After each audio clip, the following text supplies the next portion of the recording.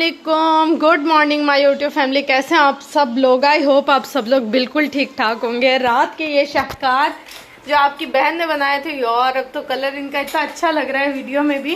रात में इनके कलर को पता नहीं क्या हो गया था जब मैंने शूट करना था। खैर मैं यहाँ पर आई थी ये रिंग लाइट लेने के लिए। अभी सफाइयाँ कुछ भी नहीं की। मैंने कहा एक लास्ट टास्क है जो वो पूरा कंप्लीट कर फिर सारे काम करूँगी। अभी यहाँ पर रोशनी है तो हम यहाँ पर बैठ कर ये सारा काम करेंगे और फिर ना आज इसकी वीडियो अपलोड करके फिर मैं सफाई करने बैठूँगी, क्योंकि ये वाला जो काम होता है ना पूरा दिन ले जाता है हमारा। तो भाई टून में आ जाए काम करते हैं प्रॉपर वे से।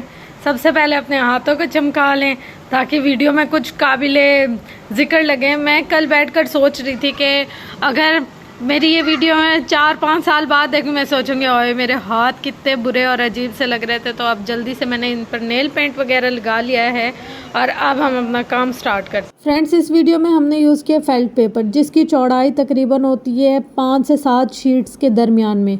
थोड़ा सा ये ना मोटा सा होता है और प्लस ये कि ये मुड़ता नहीं है जल्दी से, और इस पर हम जो भी काम करें वो थोड़े लॉन्ग लास्टिंग होता तो ये थोड़ा मतलब फैब्रिक टाइप ही है, लेकिन बिल्कुल कड़क फैब्रिक टाइप होता है। अच्छा, अब इसमें हम लोगों ने साइज़ क्या लिया है 5/8, मतलब 8 इंचेस की इसकी लिए हमने लंबाई और 5 इंचेस के लिए हमने इसकी चौड़ाई। अच्छा, ये जो बटर पेपर पर लिखा हुआ है ना, ये मैंने मोबाइल से कॉपी किया है, इसलिए इसकी इतनी ज़्यादा पुरसाने हालत है क्योंकि पहले मैंने एक दफ़ा लिख लिया था।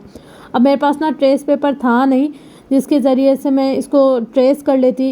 अगर मेरे पास वाइट कलर का या कुछ इस तरीके से होता फिर मेरे लिए थोड़े इजी रहता, लेकिन अब मुझे पेन से ही करना पड़ गया ये, तो इसलिए पेपर की हालत और ज़्यादा खस्ता हो गई। लेकिन फिर भी उस पर रख कर मैंने इसको ट्रेस कर ही लिया था फाइनली। काफ़ी मुश्किल हो रही थी, काफ़ी जगह पर ऐसे हो रहा था कि मेरा हाथ मुड़ रहा था, कहीं पेपर मुड़ रहा था। मैंने कहा आज तो गए काम से, लेकिन फिर भी हमने अपना टास्क पूरा किया है। मतलब जैसे कैसे करा कर हल्का ट्रेस हो गया था ना नीचे, तो मुझे आइडिया हो गया था कि यहाँ मैंने यानी कि इसको लिखना है और ट्रेस करना है। फिर तो मैं वही प्रो मैक्स हो गई, जल्दी मैंने देख कर ट्रेस कर लिया था। कुछ ये कि लाइट की वजह से हेल्प हो गई थी दिन के टाइम में। जहाँ मुझे आइडिया हो रहा था ना कि इसके डॉट्स से पड़ गए, वहाँ फिर मैंने इसको लिखना स्टार्ट कर लिया था और काफ़ी अच्छा लिख गया था। इस तरह से अगर मैं हाथ से लिखती ना तो इतनी ज़्यादा फिनिशिंग नहीं आती थी मेरे काम में। अब यहाँ पर हमने देखो पेंसिल की मदद से पहले इसको डार्क किया है। डार्क करने के बाद फिर हम इसके ऊपर ना पहले एक बेस बनाएंगे। अगर हम इसको डायरेक्ट ही लिखना शुरू कर दें या डायरेक्ट ही हम इस पर जो भी हम ग्लिटर, ग्लू, पेंट जो भी यूज़ करते हैं, अगर डायरेक्ट अप्लाई करने लग जाए ना फिर तो समझे हमारा काम ख़राब हो जाएगा। यहाँ पर पहले मैंने पेंसिल से लिखा नहीं, पहले मैंने इसको ट्रेस किया है, फिर उसके ऊपर पेंसिल से लिखा है, फिर मैंने इसके अंदर जो गोटा कोन यूज़ करनी थी उससे पहले इसकी बेस बनाई है। डायरेक्ट अप्लाई नहीं किया, पहले बेस बनाई है हल्की क्योंकि ये फेल्ट पेपर है और इसके रेशे वगैरह बहुत ज़्यादा निकलते हैं। तो मेरे कोन के साथ भी यही हो रहा था सेम, बिल्कुल कोन की जो निब है ना उसके ऊपर सारे रेशे चिपक रहे थे और डिज़ाइन दाएं बाएं शाएं होने लग गया था। तो मैंने कहा शुक्र से मैंने पहले बेस बनाने के लिए इसको सेट कर लिया था, अगर डायरेक्ट लिखती ना फिर तो बिल्कुल भी नहीं लिखा जाना था। अच्छा, यहाँ पर ना मैं एक आपको बनाकर दिखा रही हूँ और दूसरा जो है वो मैं पहले ही कंप्लीट कर चुकी हूँ, इसलिए इसके ना मैंने 2 बनाए हैं। जैसे 2 का सेट होता है तो वो किसी को भी दे इंसान तो एक थोड़ी ना चलेगा, 2 ही चलेंगे। तो बस फिर मैंने इसके 2 ही ट्रेस कर लिए थे। मेरे पास फैब्रिक भी था तो मैंने कहा काम अच्छा हो जाएगा। अल्लाह करे एट द एंड आप लोग को भी पसंद आ जाए मेरी एफ़र्ट्स वगैरह। और यहाँ पर देखें मैं भूल गई थी थोड़ा सा ट्रेस करना, तो बाद में मुझे याद आया इसके अंदर तो डॉट भी है, फिर मैंने डॉट बाद में डाल दिया था। अब यहाँ पर फाइनली सारा मैंने ट्रेस कर लिया। हल्का मैंने इस पर गोटा कोन अप्लाई किया ताकि इसकी जो रेशे है ना वो बैठ जाएँ। जब मैंने रेशों को बिठा लिया मुझे तसल्ली हो गई कि अब ये रेशे नहीं उखड़ेंगे, ज़्यादा निकलेंगे, फंसेंगे कोन में। फिर मैंने इसके ऊपर आउटलाइन करना शुरू कर दिया। आउटलाइन मैंने की है गोल्डन से। गोल्डन और सिल्वर का कम्बिनेशन बहुत अच्छा ही रहता है, तो इसलिए मैंने गोल्डन और सिल्वर का कम्बिनेशन किया है। वैसे जो वेडिंग के हमारे ड्रेसेस होते हैं या जो भी थीम होता है ज़्यादातर उसमें रेड, मैरून, गोल्डन, सिल्वर यही कलर्स ही यूज़ होते हैं, तो उसी को ही माइंड में रखते हुए मैंने इसी तरीके का एक कॉम्बिनेशन बनाया डार्क और लाइट का। यहाँ पर ना बीच में मेरी कौन मेरा साथ छोड़ रही थी, लेकिन मैंने कहा कौन साथ छोड़े या हाथ साथ छोड़े या कुछ भी हो, काम तो कंप्लीट कर ही रहना है।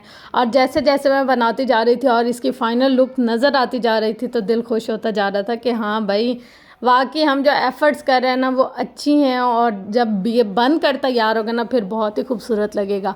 अभी देखिए इसके अंदर की हमने फिलिंग नहीं की तब भी इतना प्यारा लग रहा है। अच्छा, इस तरीके के ना 2-3 और आइडियाज़ भी हैं मेरे पास, लेकिन फ्रेंड्स आप लोगों की भी कमेंट्स की मुझे अशद ज़रूरत है कि आप लोग भी मुझे बताएं शादी में और क्या क्या यूज़ होता है, लाइक किस टाइप के क्राफ्ट होते हैं, किस कल्चर की किस तरीके की रसूमात होती हैं। थोड़ा सा मुझे गाइड कर लेंगे ना अगर आप लोग, तो मैं उसके अकॉर्डिंग भी बनाऊँगी। अब नेक्स्ट मैं सोच रही हूँ कि चूड़ा बना लूँ या इस टाइप की कोई चीज़ बना लूँ जो मतलब कि शादी से रिलेटेड हो। तो आप लोग ज़रूर मुझे गाइड कीजिएगा कि क्या क्या और चीज़ें ऐसी रहती हैं जो मैंने नहीं बनाई या मुझे बनानी चाहिए।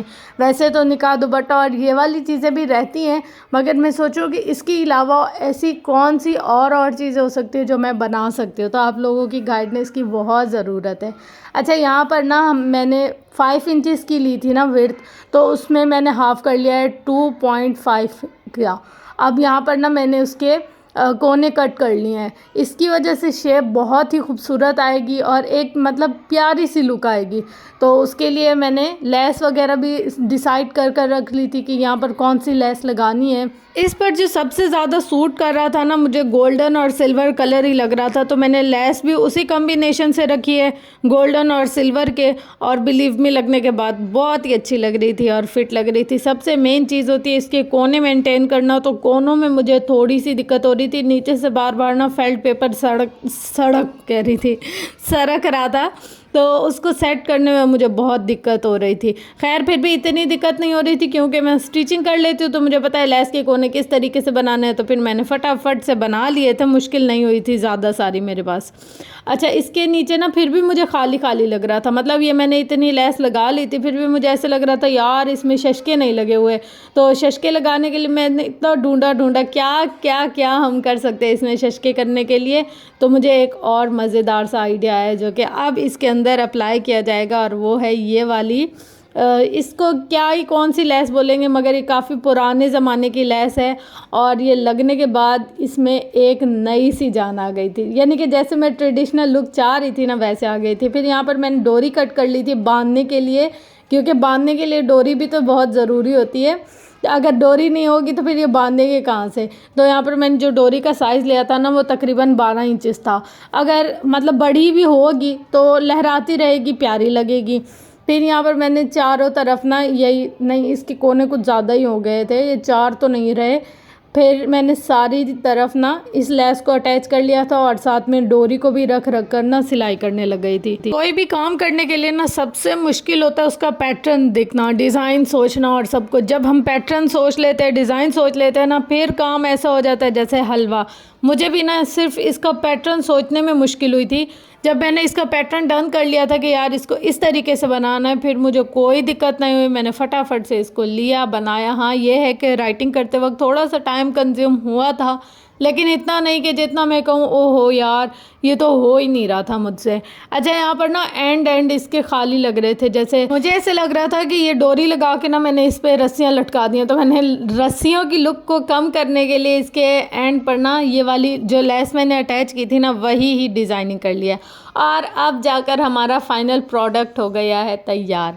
आई होप मेरी एफ़र्ट्स आपको पसंद आई होंगी। जो प्रोडक्ट बनकर तैयार हुआ है वो भी आपको पसंद आया होगा। ये प्रोडक्ट तो नहीं कह सकते इसको, ये बहुत ही कीमती चीज़ है, और इस पर जो लफ्ज़ लिखे हुए हैं उनकी तो क्या ही हम तारीफ़ करें। अल्लाह ताला की शान और अल्लाह ताला की रहमत है। जिसको भी ये पहनना नसीब हो, मुझे नहीं पता ये किसके नसीब में होगी, पर जिसके भी ये पहनना नसीब में हो अल्लाह ताला उसको बहुत सारी खुशियाँ दे। इसी के साथ मिलते हैं इंशाल्लाह नेक्स्ट कोई बहुत ही ज़बरदस्त सी क्रिएटिव सी वीडियो में। अगर मेरी वीडियो आपको पसंद आए और लगे कि इसमें कुछ ऐसा है कि हम लोगों को मज़ा आया और हम लोग मज़ीद देखना चाहते हैं, तो चैनल को लाइक, कमेंट, शेयर, सब्सक्राइब ज़रूर कीजिएगा।